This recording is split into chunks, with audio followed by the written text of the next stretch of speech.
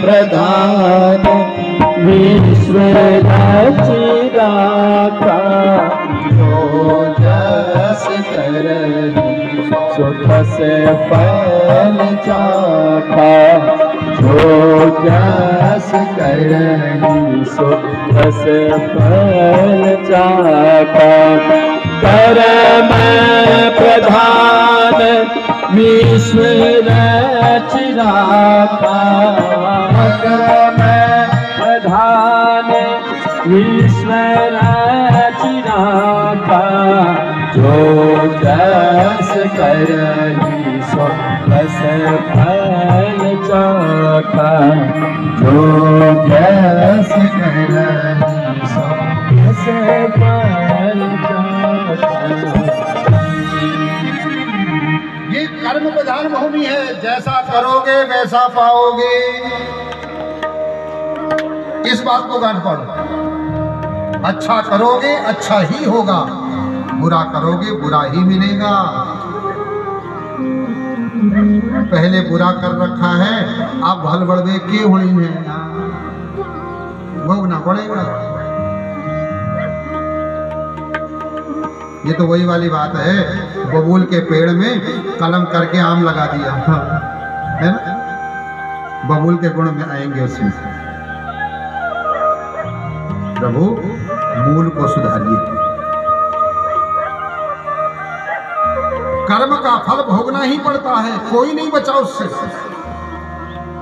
कर्मणा जायते जंतु कर्मण्येव विलीयते सुखम दुखम भयक्षेमम कर्मण्येवा विपद्यते ना भोक्तम क्षीयते कर्म जन्म कोटि सतेरपि अवश्यमेव भोक्तव्यम कृतं कर्म शुभाशुभ अवश्यमेव भोक्तव्यम।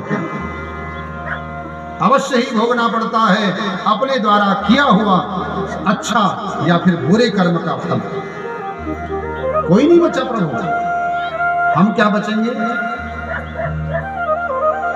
हमें लगता है हमारा फल बदला, हमारा बदला यार, पहले भी याद रखो हो, इसलिए प्रारंभ से अच्छा करेंगे। आज बजरंग कहता है महाहित करम प्रभो, मेरा हित करने वाला बेटा हो। संतान हो तो माँ बाप का हित करने वाली है, माँ बाप का हित करे प्रभु।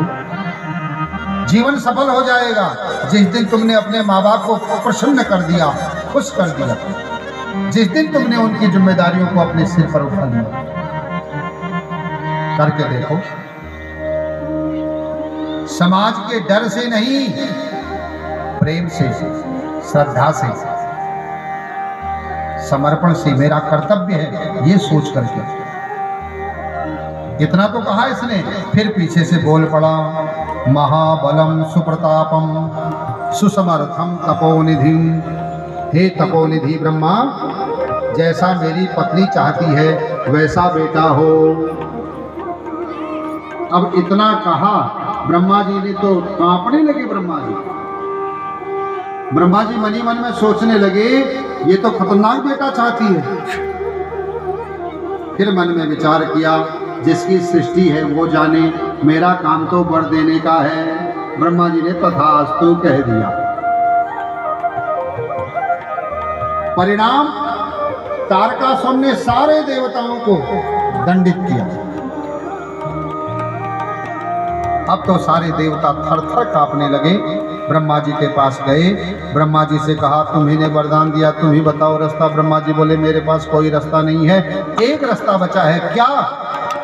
शिव अगर विवाह कर लें, क्योंकि मैंने वरदान दिया है शिव की पत्नी के गर्भ से जो बालक होगा वही इसे मारेगा।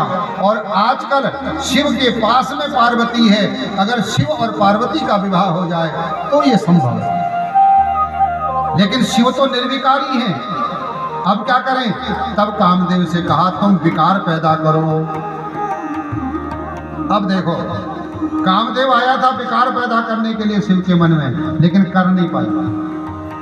बहुत वर्ष व्यतीत हो गए। एक दिन कामदेव वापस जाने को तैयार हो रहा था, इतने में ही उसकी दृष्टि पड़ गई पार्वती मां पर। जैसे ही पार्वती मां पर दृष्टि पड़ी और उसी समय उसने देखा शिव पार्वती को देख के मुस्कुरा रहे हैं, तो पहला बाण मार दिया। अच्छा, कल की कथा में सुनाया था ना, कामदेव के 5